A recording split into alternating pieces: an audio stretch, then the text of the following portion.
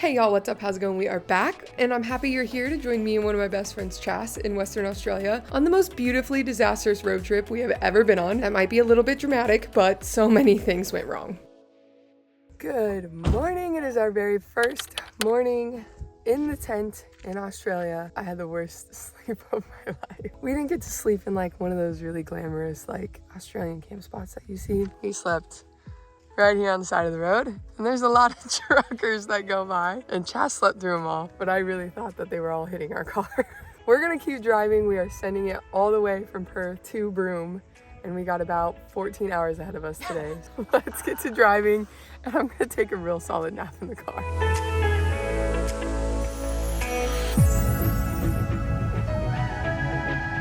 Starting the morning off strong with a casual lock the keys in the car moment. And Chas just crawled through that tiny window. I don't even have words right now. We did borrow this car with a full camp setup from some friends, and I'm not joking when I say we did ask where the spare was in case we locked the key inside the car. And then when we did it, we couldn't find the spare anywhere, so we should have checked before we left. But lucky enough, that back window did not lock. Now on to the next fiasco. Somewhere in our 14-hour drive on this day, the air conditioner stopped working, and it was an actual 98 degrees outside. But thankfully, everyone in Australia stops when someone's on the side of the road, so this guy fixed our air conditioner for us.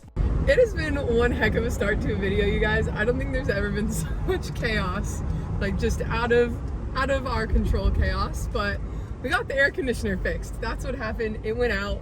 We have been sweating literally through our clothes for hours. Chas is getting us lost. Here we are getting lost again. Chas is literally sitting on piles of my clothes because I sweat through the seat over there. Thankfully, somebody did stop and help us on the side of the road when we were trying to figure it out ourselves, and the air conditioner is working again. So we are back on track and a little bit higher in the vibes, but we still have about 7 hours of driving to do before we get to Broome and the real magic begins. Did I skip a whole day vlogging because we almost ran out of gas, slept outside a gas station, didn't make it to Broome until the next day, then didn't pay attention to high tide at Roebuck Bay, then drove endless miles down a dirt road only to turn around and come back because I read the tide wrong again, so we slept in a random pull off on the side of the road only to wake up and have our backup plan not be open? Yes, but the sunset was gorgeous. I don't have a way to prove this to you guys other than to just say it, but we are currently stargazing in the outback. It's stunning.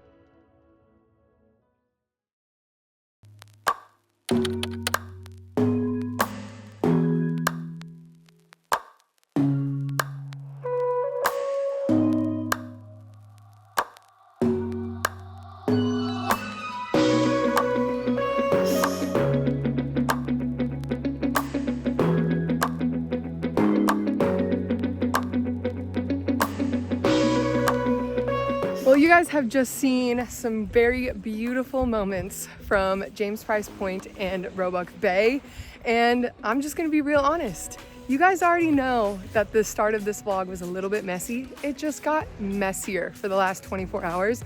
Didn't really vlog too much because it was very overwhelming, but there are a few lessons that I wanted to share with you guys that I learned from the craziness that has been happening.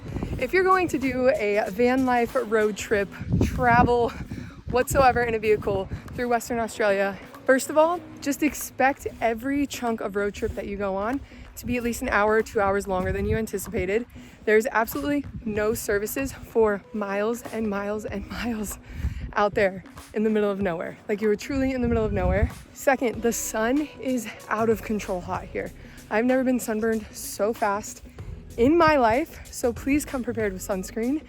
Third, Google Maps will say that it knows exactly what you're looking for, and it will lead you to a spot that is technically what you typed in. It's not wrong, but it's also not entirely accurate. We have had to search so much harder for every single place that we've wanted to go than we really should have ever had to. Now we just know to plan a little extra for doing that from here on out, so we don't have to keep rescheduling ourselves every 24 hours. And the last thing, when you are looking for those spots, they're usually right in front of you. So keep all of that in mind when you're planning your trip, and don't think that you can just wing it. This is the first time I'm saying don't wing it, guys.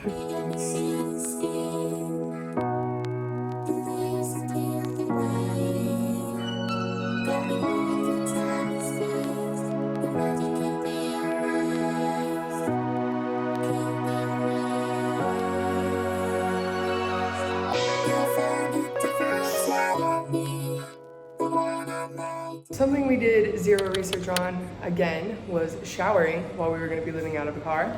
But thankfully, Cable Beach has a public shower, so we were taking our first showers in 5 or 6 days. And it wouldn't be so bad. I've definitely got longer without taking a shower, but it's so hot. We're disgusting. We're going to shower now. Now for the real kicker. On yet another ridiculously long travel day, Chas and I pulled into a gas station after dark that claimed to be 24 hours with a payment machine. Somewhere in trying to figure out how to work the ancient pumps mixed with semi-modern payment options, there was a miscommunication and neither of us pulled the fuel pump out of the car. And lucky for me, that meant the entire thing fell apart. And we didn't even get any gas.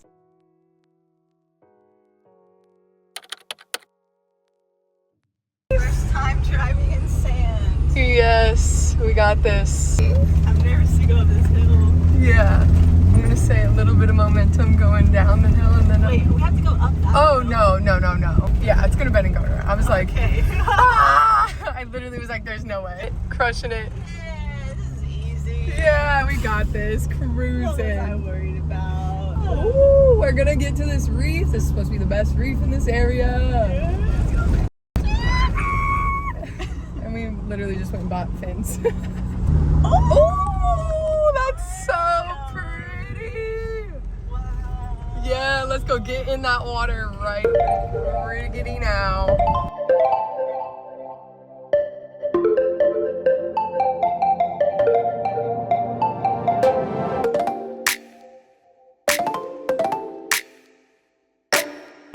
That we got this energy from about 15 seconds ago, aged like cheap wine, and we found ourselves digging the car out of the sand for 30 minutes before somebody drove by and helped push us out. Drive fast, they said.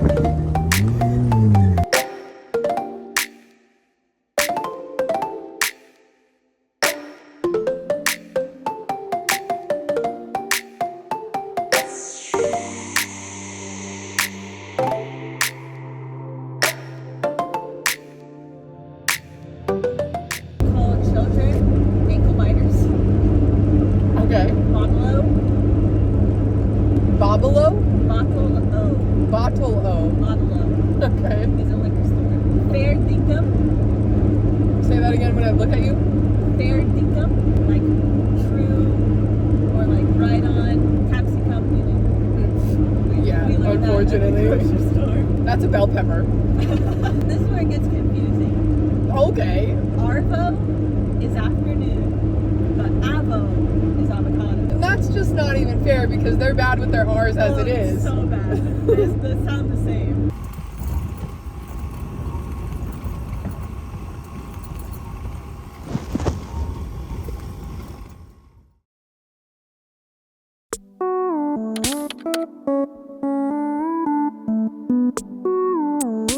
I know this looks weird. It looks like I'm talking into a fake mic, but there is a mic in my hand, I promise. I am testing out some new equipment and it is windy out here, so we're working with what we got. It is a new day here on this adventure in Australia, and as you guys saw yesterday, we went to Coral Bay, and I just wanted to reiterate and make very clear, if you didn't catch the drift from all of the drifting we were doing in the vehicle, getting out to Five Fingers Reef is no joke if you don't have four-wheel drive, if you're not prepared to drive in sand, if you don't have all of the tools necessary to get out there, please don't try it. If you can, it is absolutely stunning, very beautiful. The snorkeling is phenomenal. The little bit that we got to see was amazing, loved it so much. But if you don't have the four-wheel drive capabilities and you don't have all of the tools, or you know it's going to be windy out there and choppy, Coral Bay itself, absolutely beautiful. We went and checked it out after we went and did Five Fingers Reef, and it was so relaxing. We sat there for about 20 minutes. I could have sat there all day. It's a nice little slice of heaven. Honestly, you can't go wrong in the whole area, and from what we heard from other people snorkeling, it's really beautiful there too. Now, onto this beautiful place behind me.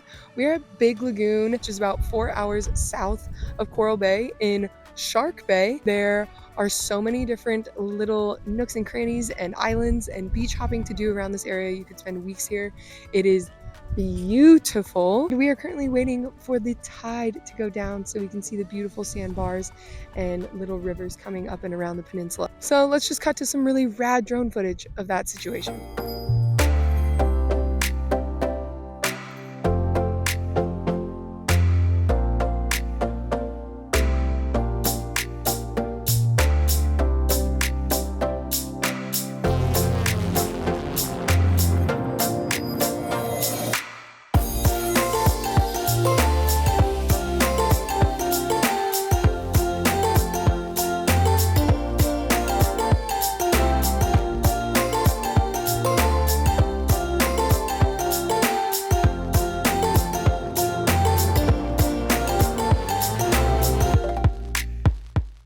Not another fiasco.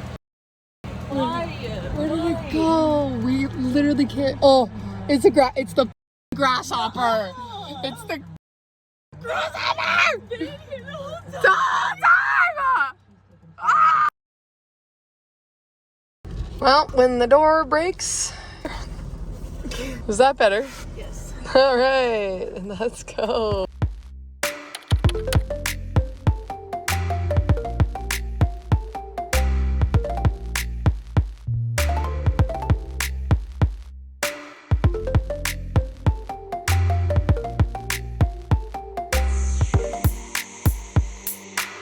Well guys, we have made it to our final stop for this video, and we are at Hutt Lagoon, also known as Pink Lakes here in Gregory. It's honestly just like liquid cotton candy. It's really beautiful. We are here at not peak times to see it completely full. So if you want to see it really full, don't come in summertime. The sun evaporates all the water out of here.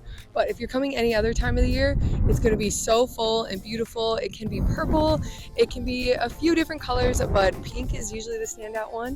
That is it for this video, you guys. I appreciate you guys watching this so much. Hope you enjoyed the chaos. It was literally never ending. We are not done with Western Australia yet. I'm just cutting this video short here because we have an epic 4 days ahead of us with some friends. We are going to be all over Esperance and Lucky Bay down on the south side of Western Australia. So make sure you subscribe. That video is coming next, and I will see you guys on the next adventure. Bye!